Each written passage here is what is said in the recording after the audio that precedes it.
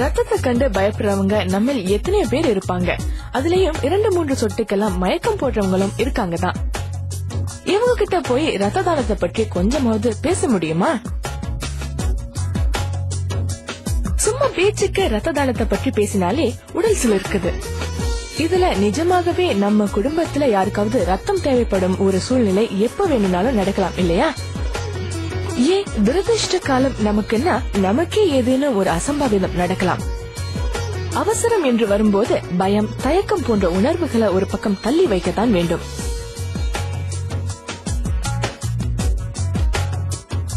நாட்டுல உள்ள அமைப்புகள் அவ்வப்போது மக்களுக்காக பல தொண்டுகளையும் சேவைகளையும் வழங்கிட்டு தான் வராங்க.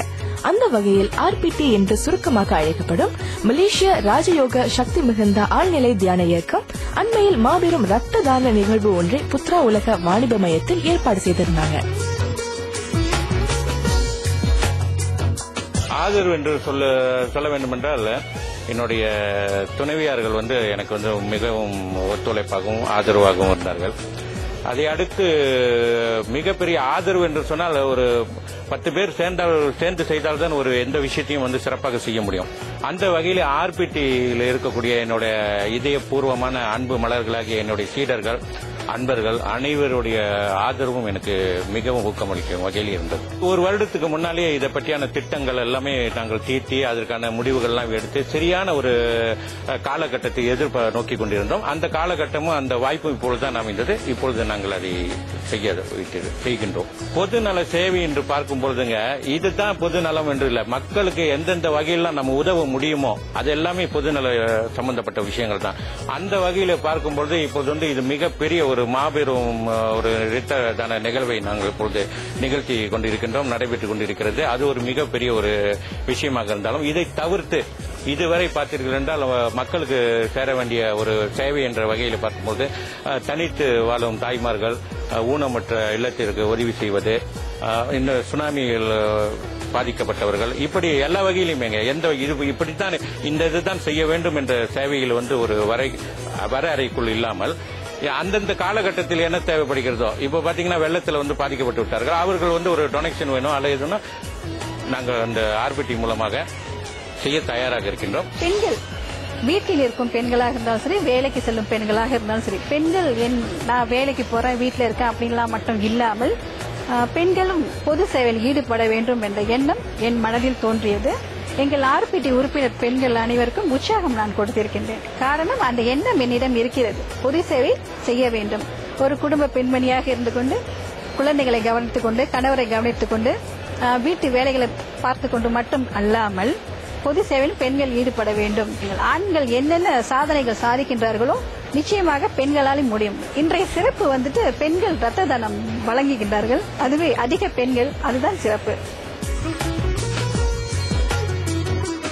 ஊசினாலே பயம்னு சொல்லிக் கொண்டிருந்த காலம் மலையேறி விட்டது. இங்க வந்துள்ள மொத்த ரத்த தானம் வழங்கினவங்கல்ல பெண்கள் தான் அதிகமானவங்க. அதுலேயும் மற்ற மாநிலங்கள்ல இருந்தும் பேருந்து வழி எத்தனையோ பேர் வந்திருந்தாங்க. இது போன்ற ஒரு நல்ல நிகழ்வை ஏற்பாடு செய்த RPT இயக்கத்தை பாராட்டாம இருக்க முடியல.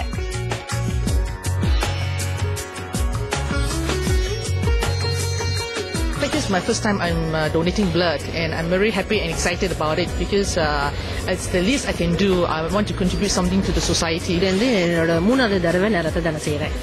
ரொம்ப நல்லா இருக்கு உடல். எஸ்பெஷலி இந்த ஈவென்ட்ல நான் ரத்த தானம் செய்யறது எனக்கு ரொம்ப சந்தோஷமா இருக்குது. உடல் ஆரோக்கியமா இருக்கு, சந்தோஷமா இருக்கு, மகிழ்ச்சியாக இருக்குது. ரொம்ப நம்ம ஜோபார்ல இருந்து வரோம். மெடிக்கல் வைஸ் பார்த்தோம்னா கண்டிப்பாக ரத்தம் கொடுக்கறதுன்றது நல்ல ஒரு விஷயம் தான் பார்க்க போனா.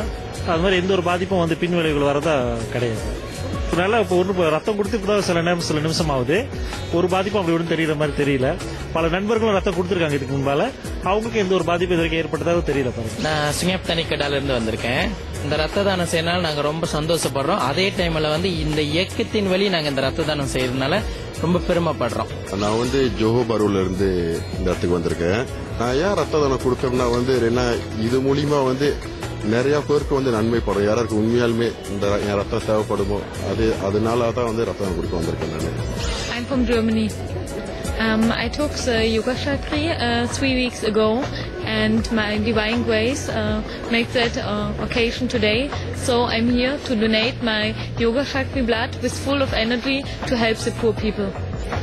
Actually, I'm very, very scared of needles and everything, but with the help of my Divine Grace, it will be fine.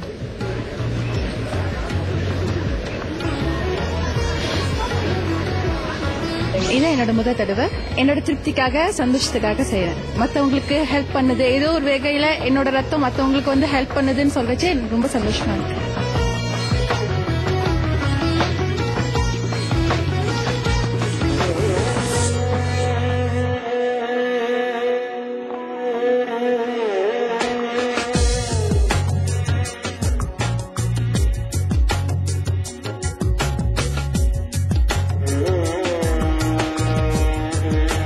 நிகழ்வின் மூலமா சில சாதனைகளை படைக்க ஆர்பிடி இயக்கத்தார் முயற்சி செய்திருந்தாங்க.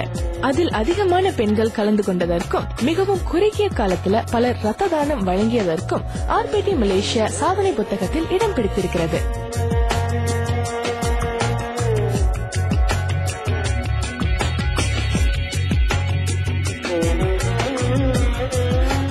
ஒருவர் தானம் செய்யும் ரத்தம் 3 உயிர்களை காப்பாற்ற முடியும்னு மருத்துவத்துறையை சார்ந்தவங்க சொல்றாங்க.